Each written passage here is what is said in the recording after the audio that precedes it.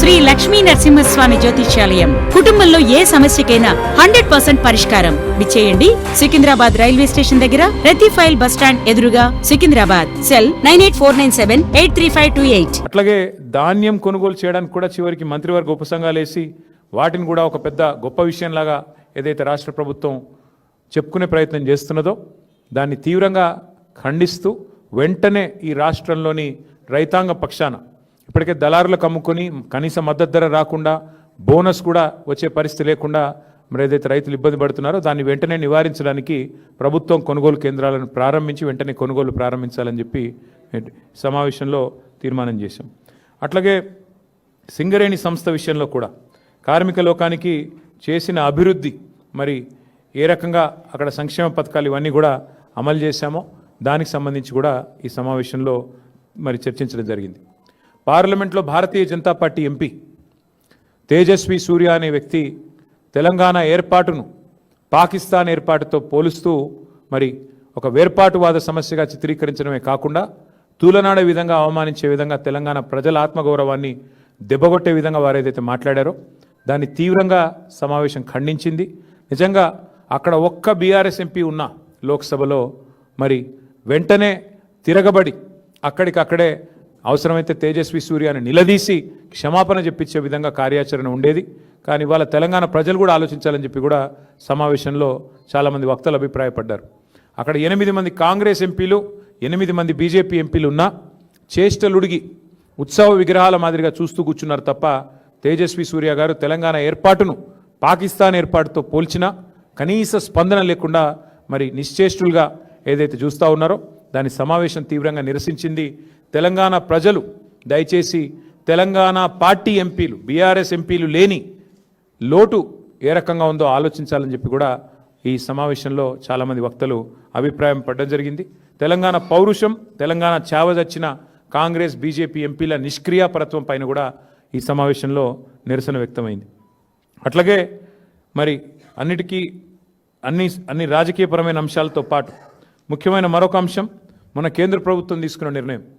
ఈ మహిళా రిజర్వేషన్ బిల్లుని మరి వారు ఉద్దేశపూర్వకంగానే అడ్డుకున్నట్టుగా కనబడ్డది. అల్టిమేట్గా చూస్తే డీలిమిటేషన్తో ముడిపెట్టి మరి అనవసరంగా లేని ఒక కార్యక్రమం స్టార్ట్ చేసి మొత్తానికి మహిళా లోకాన్ని దేశంలోని అందరి ప్రజల్ని కూడా గందరగోళంలోకి ఏదైతే భారతీయ జనతా పార్టీ ప్రభుత్వం నెట్టిందో మరి 30 ఏళ్లుగా ఈ మహిళా బిల్లుకు సంబంధించిన చర్చలు జరుగుతూనే ఉన్నాయి.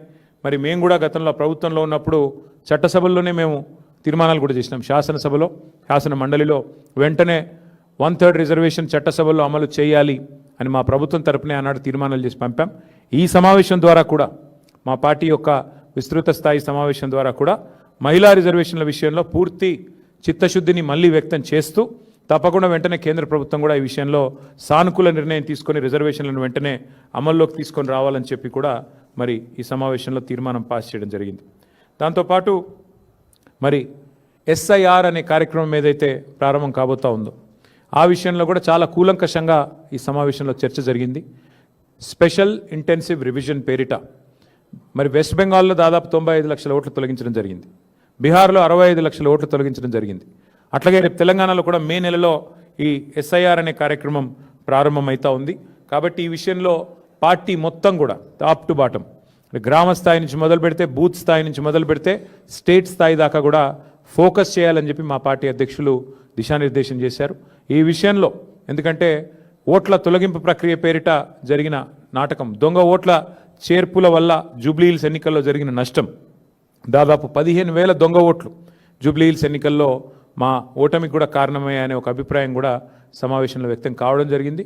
దానిపైన పార్టీ అధ్యక్షులు కూడా స్పందిస్తూ ఎస్ఐఆర్ జరిగే క్రమంలో స్పెషల్ ఇంటెన్సివ్ రివిజన్ జరిగే క్రమంలో పార్టీ శ్రేణులు క్రియాశీలంగా ఉండాలి, యాక్టివ్గా ఉండాలి, తప్పకుండా మరి వెంటనే ఎప్పటికప్పుడు స్పందించాలి, ఎక్కడికక్కడ మరి అధికార పార్టీ చేసే ఆగడాలకు అడ్డుకట్ట వేయాలని చెప్పి కూడా తీర్మానించడం జరిగింది. ఎక్కడికక్కడ పార్టీ క్రియాశీలంగా top to bottom booth level to state level పనిచేయాలని చెప్పి కూడా సీరియస్గా ఆదేశించడం జరిగింది.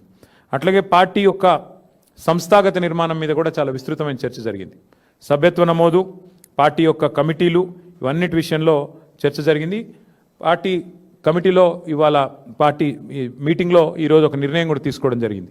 రాష్ట్ర వ్యాప్తంగా ఉన్న అన్ని కమిటీలు ఎక్సెప్ట్ స్టేట్ కమిటీ మినహా అన్ని కమిటీలను కూడా ఈరోజుతో రద్దు చేయడం జరిగింది. ఎందుకు అంటే కొత్త కమిటీలు వేసుకోవాలి, మెంబర్షిప్ వేయాలి, కాబట్టి దానికి మార్గం సుగమం చేయడానికి అన్ని కమిటీలను కూడా రద్దు చేస్తూ నిర్ణయం తీసుకోవడం జరిగింది. అంటే గ్రామ కమిటీ నుంచి మొదలు పెడితే అన్ని కమిటీలు, జిల్లా కమిటీ దాకా అన్ని కమిటీలను కూడా రద్దు చేయడం జరిగింది. కేవలం ఒక స్టేట్ కమిటీ మాత్రమే ఫంక్షనల్గా ఉంటుంది.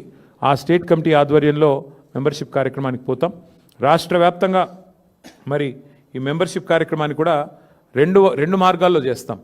ఆన్లైన్ మరియు ఆఫ్లైన్. అంటే ఆన్లైన్ అంటే డిజిటల్ మోడ్లో, ఆఫ్లైన్ అంటే మరి పుస్తకాల ద్వారా, మెంబర్షిప్ పుస్తకాల ద్వారా 2 మార్గాలుగా తప్పకుండా చేస్తాము.